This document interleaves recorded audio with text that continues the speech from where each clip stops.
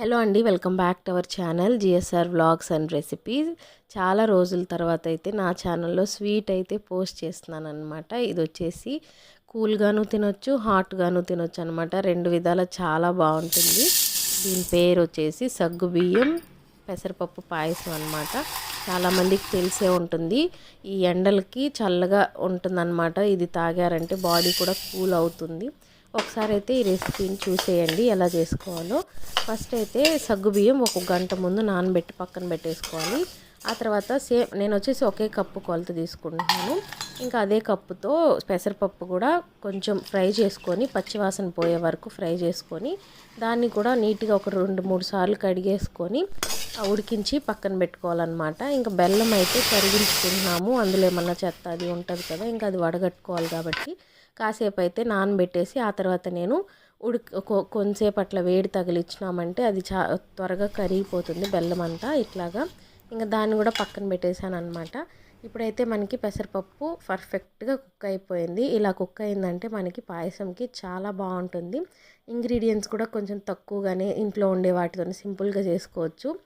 Sweet cravings అట్లా ఉన్నప్పుడు అనమాట. ఇంకా బెల్లం అయితే కరిగిపోయింది కదా, దాన్ని అయితే ఇలా వడకట్టి మనం ఏ బౌల్లో చేసుకోవాలనుకుంటున్నామో పాయసం దాంట్లోకి అయితే షిఫ్ట్ చేసుకోవాలన్నమాట.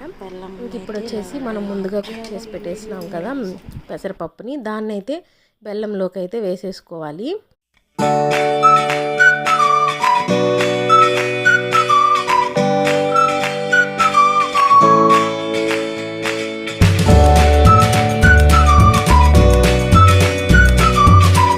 ఇంకా పెసరపప్పునైతే మనం బెల్లంలోకి మొత్తం మిక్స్ చేసేసుకోవాలన్నమాట.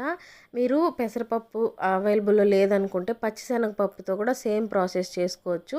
అది వచ్చేసి బాగా బాయిల్ చేసేసి సగం పప్పుని ఎనిపేసుకొని కూడా వేసుకోవచ్చు అనమాట. అది కూడా చాలా బాగుంటుంది. ఇంకా సేమ్ కప్పుతో నేనైతే 2 కప్పులు కాచి చల్లార్చిన పాలు అయితే వేసుకునేసి బాయిల్ చేసుకోవాలి. ఎందుకంటే మనకి పాలు, బెల్లము, పెసరపప్పు అన్నీ బాగా కలవాలన్నమాట. ఇంకా ఒకవైపు అయితే నేను సగ్గు బియ్యాన్ని కూడా ఉడికిస్తూ ఉన్నాను. ఇంక ఇలా మనకి మంచిగా ఉడికేటప్పుడు సగ్గు బియ్యాన్ని కూడా వేసేసుకోవాలన్నమాట.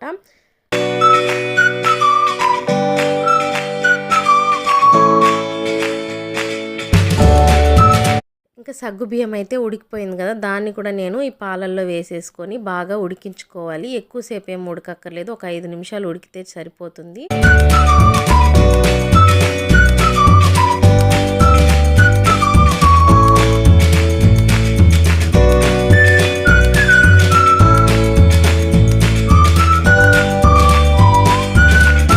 ఇంక ఇందులో అయితే మెయిన్ ఒకటైతే ఇంగ్రీడియంట్ నేను చెప్పడం మర్చిపోయాను. నా దగ్గర లేదు కాబట్టి వేయలేదు. ఎండు కొబ్బరి ఉంటుంది కదా, దాన్ని అయితే ముక్కలుగా కట్ చేసి వేశారంటే నెయ్యిలో వేయించి ఈ రెసిపీకి అదే హైలైట్ అవుతుంది. చాలా అంటే చాలా టేస్టీగా ఉంటుంది. నెక్స్ట్ టైం అయితే నేను అది ఉన్నప్పుడు చేసి చూపిస్తాను. ఇంక ఇలా నెయ్యిలో వచ్చేసి జీడిపప్పు, ద్రాక్ష వేయించుకుంటున్నాను. కొంచెం ఇలాచీలు అయితే దంచి ఆ పొడి అయితే వేసుకుంటున్నాం అనమాట. ఇంకా మనకి స్వీట్ అంటేనే ఇలాచీ పొడి లేకుండా చేయలేం కదా. ఇంకా వేయించుకున్న ద్రాక్ష, జీడిపప్పును అయితే ఇలా వేసేసుకొని ఒక 2-3 నిమిషాలు అలా పొంగొచ్చి ఉడికేంత వరకు ఉంచేసుకొని స్టవ్ ఆఫ్ చేసేసుకుంటే వేడిగా తిన్నా బాగుంటుంది, ఫ్రిడ్జ్లో పెట్టేసుకొని తిన్నా కూడా చాలా బాగుంటుంది. మేమైతే 2 రకాలుగా తిన్నామన్నమాట. ఒకసారి అయితే తప్పకుండా ఈ రెసిపీ ట్రై చేసి, ఎండలకి పెద్దవాళ్ళు చెప్తూ ఉంటారనమాట ఈ రెసిపీ గురించి అయితే, ఎండాకాలంలో ఇది చేసుకొని తాగితే బాడీ చలో చేస్తుంది అని చెప్పేసి తప్పకుండా ట్రై చేయండి. ఈ వీడియో మీకు నచ్చినట్లయితే please do like, share, comment and subscribe to my channel. Thank you for watching.